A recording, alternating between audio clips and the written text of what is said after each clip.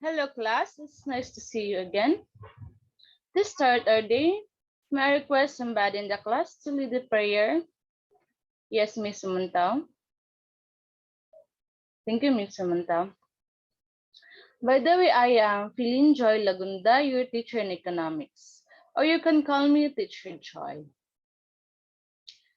Before we go through our discussion, let us check first our class attendance. Is anybody in the class absent? Please check your seatmate if he or she absent. No one? Okay, that's great that no one in the class is absent.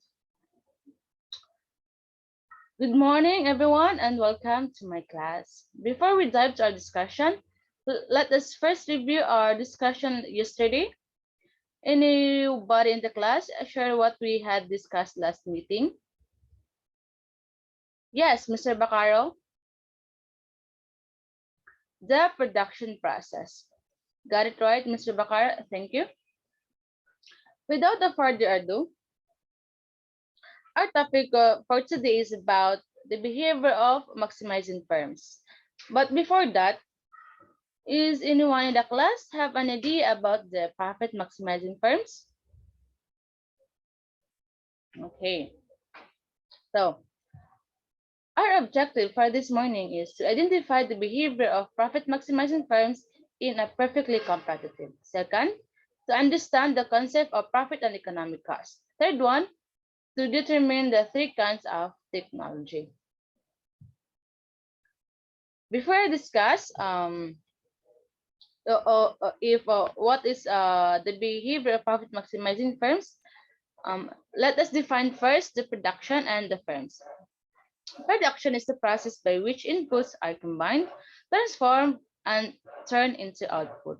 First, an organization that comes into being with a person or a group of people decides to produce a good or services to meet a perceived demand, and most firms exist to make a profit. Perfectly competitive. Somebody in the class read the perfectly competitive? Yes, Miss Deluniag. Thank you, Miss Deluniag. So class, ano na may perfectly competitive in profit maximizing firms? Sa gibasa pagganina ni Mrs. Dalunyag, ang perfectly competitive is or perfectly competition is daghan buyers ug sellers sa market. Manong daghan buyers ug sellers man? It's because as what I've said ganina nga ang firms sila ang ga-decide to produce sa mga goods or services nga demand ana nga market or sa industry. So, when firms produce a product, alam gyud ang ibaligya sa market.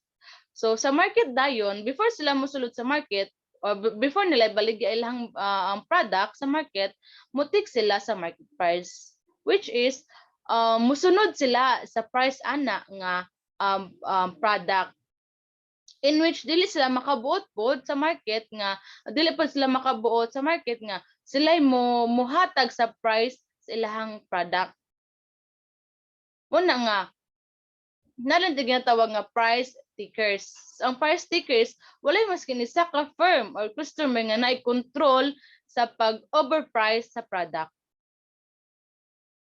Ay nga naman, nitik naman sila sa market best, baga SRP na siya nga product sa market. So wala sila control nga mag-overprice ilahang product. So it's because price is determined by the interaction of market supply and the demand. So tanan pod firms, each firms ang gusto nilang ibaligya sa market, ilan ang ibaligya sa market. So nasabot ba class ang perfectly competitive in profit maximizing firms? Before I continue class, let me remind that if you have a question about our discussion for this morning, you can raise your hand after the our discussion. Okay, let's proceed. The third decision that all firm must make include. So, kining tulo ka decision dapat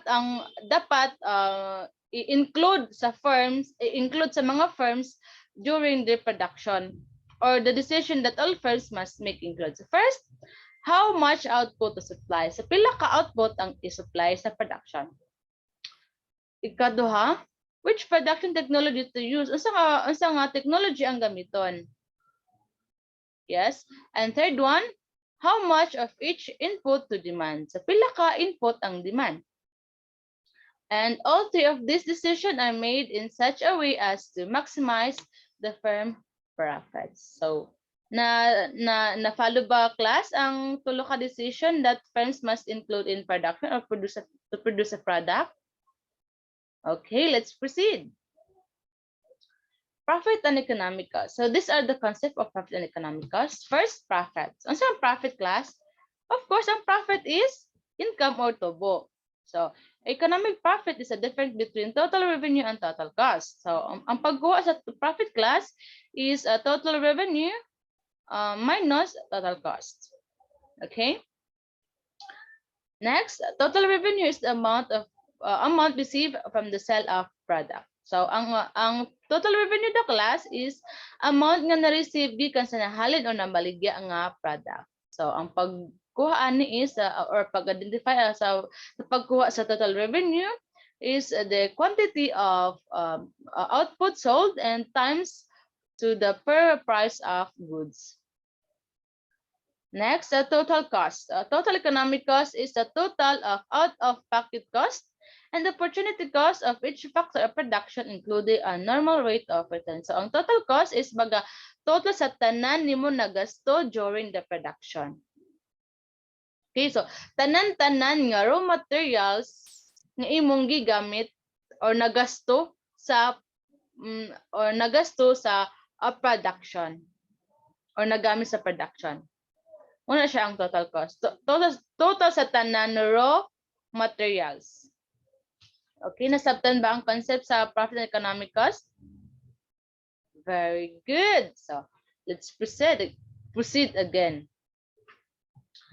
These are the three kinds of technology. Yes, Miss Miss Libuhan. I know. Another hand class. Yes, Miss Damilis. Thank you for reading, Ms. Damilis. So, class in production technology. Ang tulo daw ka technology class is mo na siya ang production. First one is production technology. Which is ang production technology is the relationship between the input and output. So, understandable kay class no nga ang production technology is baga a machine nga ginagamit sa pag-produce or sa paggamit sa to make an output, or machine nga ginagamit nga ang input may mo siyang output. Okay? Sabtan ba class? Okay. Let's proceed to the second technology, which is the labor-intensive technology. So, ang labor-intensive technology class is ang example ani is the farming, food services like Jollibee and McDonald's, and the hotel services. So that's are the example of labor-intensive technology.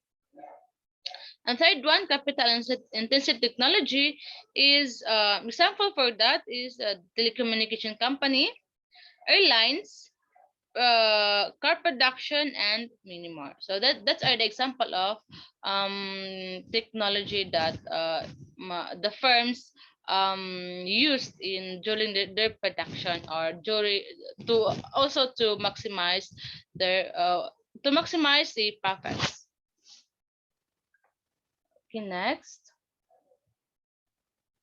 So these are the key takeaways to easily class, understand, and identify what we had discussed this morning. And also we have the conclusion. The lesson relies on important that go into decision-making process of a firm.